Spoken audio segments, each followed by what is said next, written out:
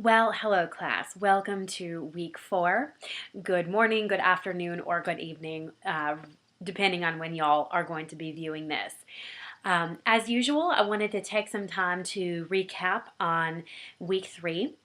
Um, like we've done in past, we're not necessarily going to be following the textbook and really digging into that because I really feel like you guys have done a good job of that, and I don't feel like you need to just hear me regurgitate the same information over and over. So we're going to take a little bit of a twist here this week as far as what we're going to be talking about in this lecture, and we'll kind of pull some loose concepts from those textbooks.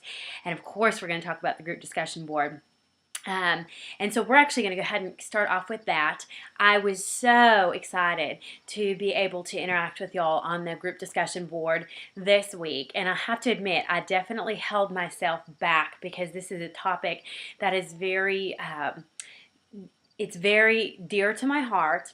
It's something that most of us are very passionate about, and it's also something that we can tend to become very heated about, and that's okay.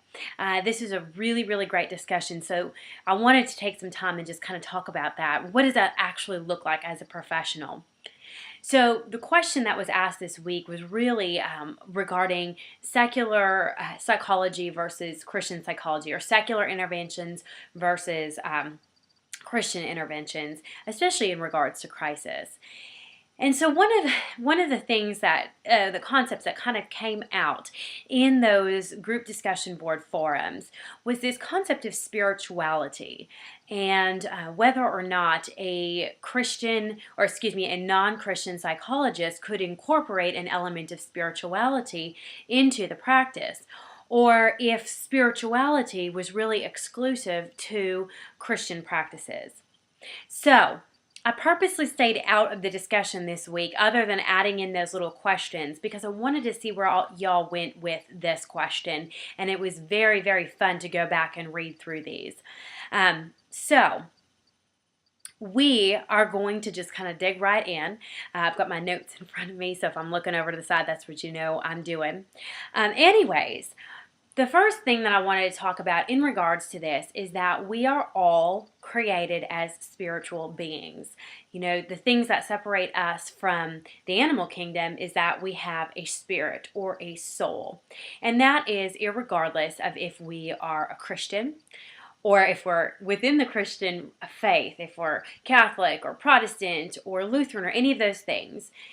It doesn't matter. We all have a spirit or a soul. It also doesn't matter if you were raised in a Buddhist home or a Muslim home or a Mormon home or Jehovah's Witness.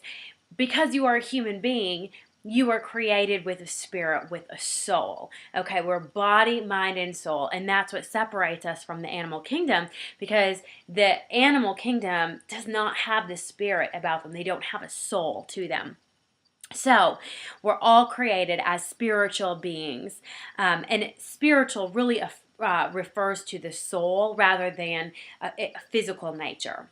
Okay, so comments had been made this past week about secular psychology denying the spiritual aspect of psychology, or that secular psychologists can't really dig into a spiritual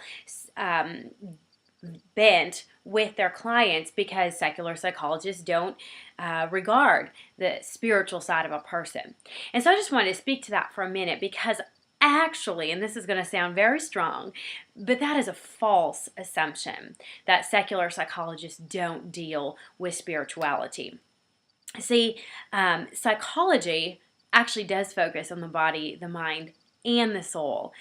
Most psychologists are going to recognize that we are very holistic, that you can't necessarily separate the body from the mind and from the soul. When you're dealing with a client, you've got to incorporate all of that. That's called holistic counseling.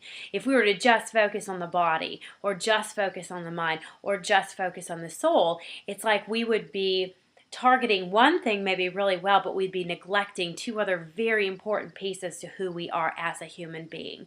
So secular psychology or Christian psychology absolutely focuses on the spiritual aspect of a person. Okay, so the other thing is that regardless of if you're a secular or Christian therapist, we recognize that our spiritual side or our soul is where our awareness, our values, our highest honor, and our significance lie. And really, this is a foundation of psychology. This is a foundation of secular psychology, that our soul is where our values are, and that is how we live out of. So out of that spiritual side to us, comes spiritual practices as it pertains to the individual and what is meaningful to them.